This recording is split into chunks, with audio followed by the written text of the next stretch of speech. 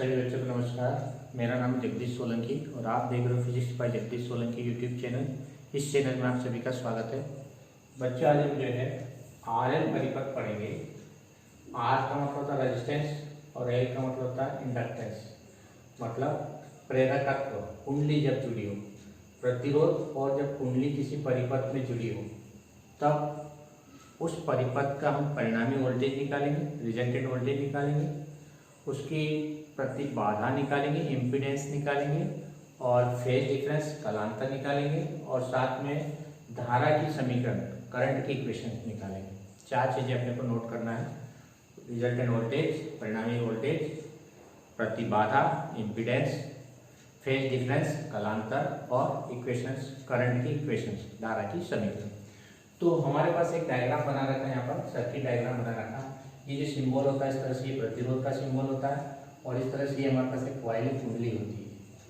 ये प्रतिरोध है और एक कुंडली है। दो कंपोनेंट्स है हमारे पास, R और L। R का मतलब रेजिस्टेंस और L का मतलब सेल्फ इंडक्शंस होता है, जिसको कॉइल का होता है ये सेल्फ इंडक्शंस, उसका प्रॉपर्टी होती है सेल्फ इंडक्शन, प्रेरकत्व की।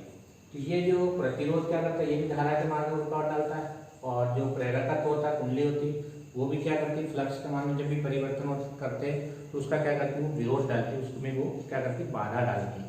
तो ये दोनों जो फैक्टर्स होते हैं ये क्या करते हैं, हमेशा विरोध करते हैं। सेल्फ इंडक्शन का क्या काम होता है कि यदि बढ़ रहा है तो उसको घटाएगा, और घटा रहा है तो बढ़ेगा। हमेशा जो करंट होता है, प्रेरित धारा होती है, उसका क्या करता है, वो विरोध करती है। जो मुख्य धारा होती है, ये फ्लक्स के मान में जब भी परिवर्तन होता है तो उसका क्या करता है, विरोध करता है। तो ये उसका सेल्फ इंडक्शन कहलाता है, स्व प्रेरकत्व कहलाता है, कुंडली का मान होता है।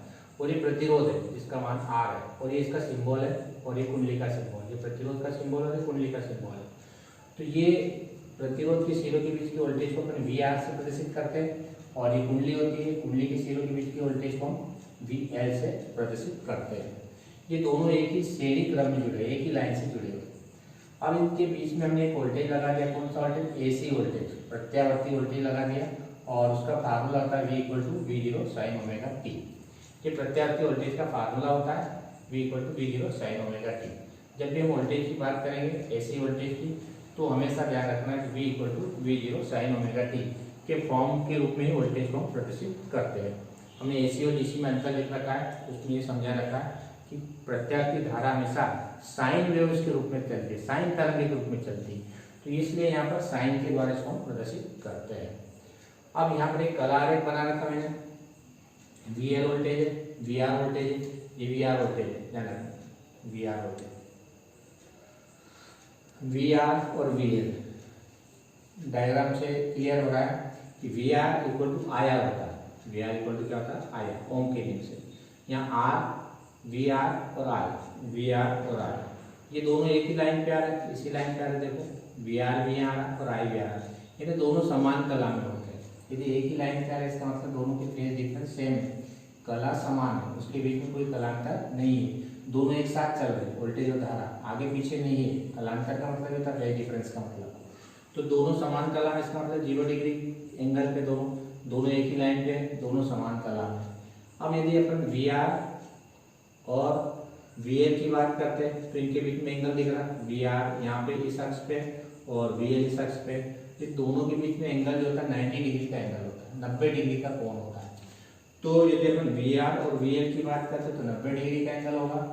और यदि I और VL की बात करते हैं, I और VL या VL और I की बात करते हैं, तो इसमें भी 90 डिग्री का फेज डिफरेंस होगा। अब इसमें यदि हम देखें दोनों के बीच में कलांतर VL और VR के बीच में, तो 90 डिग्री का कलांतर स्वाभाविक है, क्योंकि VL वोल्टेज आगे और VR पीछे। अब आगे कौन होगा, पीछे कौन होगा, इसको अच्छी तरह समझ लेना।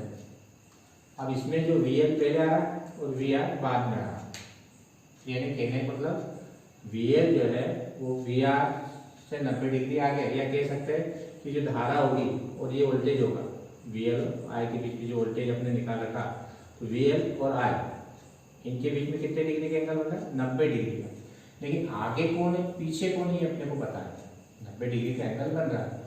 तो VL वोल्टेज पहले आ रहा है, शुरू में आ रहा है, उसके बाद यदि इधर चलते हैं तो फिर आया है। इसका मतलब वोल्टेज आगे है और उसके बाद में धारा जो है पीछे है। वोल्टेज कितने डिग्री से आगे, 90 डिग्री से, और करंट कितने डिग्री से पीछे है, 90 डिग्री से पीछे। तो इस डायग्राम से अपने को पता होना चाहिए कि कौन अग्रगामी होगा और कौन पश्चगामी होगा।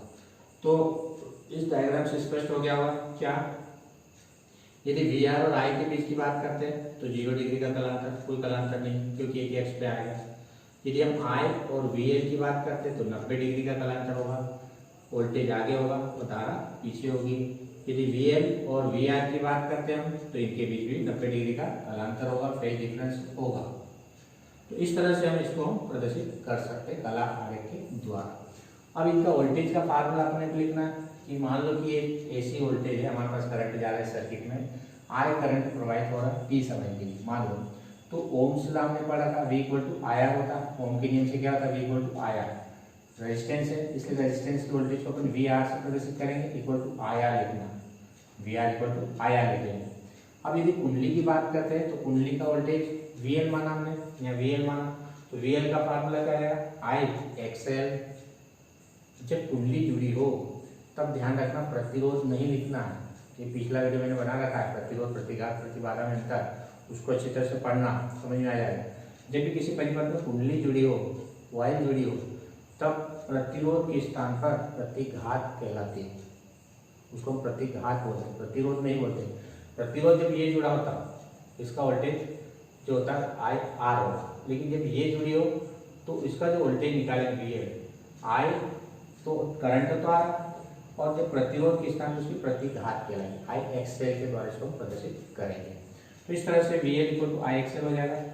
अब वी आर और आई यदि समान कला में दिख रहा है आपको, वी आर और आई दोनों एक एक्स पे आए समान कला में, आई और वी एल 90 डिग्री का कलांतर है दोनों बीच में, देखो वी आर और वी एल इनके बीच में 90 डिग्री, ये वी एल ये वी आर 90 डिग्री का कलांतर है। तो दो वोल्टेज के बीच में अपने को परिणामी वोल्टेज निकालना, किसका किसका निकालना, वी एल और वी आर, इन दोनों के बीच में परिणामी वोल्टेज निकालना। तो परिणामी दो सदिशों का परिणामी निकालने के लिए हमारे पास एक सूत्र होता है वेक्टर में, R square equal to A one square plus A two square plus 2a1 a2 cos phi. जब भी कोई दो सदिश हो जाए, दो वेक्टर, दो के बीच यदि परिणामी निकालना हो तो एक सूत्र होता है, इस सूत्र का हम उपयोग करते हैं। यहाँ पर cos फाई का जो मान होता है, फाई मतलब एंगल, एंगल मतलब कितने डिग्री का बनता है, वी एल और वी आर के बीच में 90 डिग्री का एंगल। तो इस फाई के लिए अपन 90 डिग्री रख देंगे, 90 डिग्री, तो 90 डिग्री का मान 0 होता है, ध्यान रखना, cos फाई का मान कितना था 90 डिग्री, और ये 90 डिग्री का मान कितना था 0 होता है। तो ये वाली जो टर्म्स होगी पूरी 0 हो जाएगी, तो बचेगा क्या, R square equal to A one square plus A two का स्क्वायर। अब इसमें नीचे ध्यान रखना, ए1 क्या है वी आर, ए2 क्या है वी एल, आर क्या है वी मतलब दोनों का परिणामी रिजल्ट, ये रिजल्ट है आर, वी आर और वी एल इन दोनों का रिजल्ट बीच वाला आर। तो इस आर की जगह वी लिख देना, आर की जगह लिख देना वी लिख देंगे, तो वी का स्क्वायर, ए1 की जगह वी आर लिख दो, वी आर का स्क्वायर, ए2 की जगह वी एल लिख दो, वी एल का स्क्वायर। तो ये परिणामी हो गया वी, तो वी का square equal to V R square plus V L square, किसका किसका परिणामी, वी आर और वी एल का। जब इस तरह से 90 डिग्री का एंगल बनता है तो पाइथागोरस थ्योरम से या फिर ये फार्मूला होता है, इसका जो है परिणामी हम निकाल सकते हैं।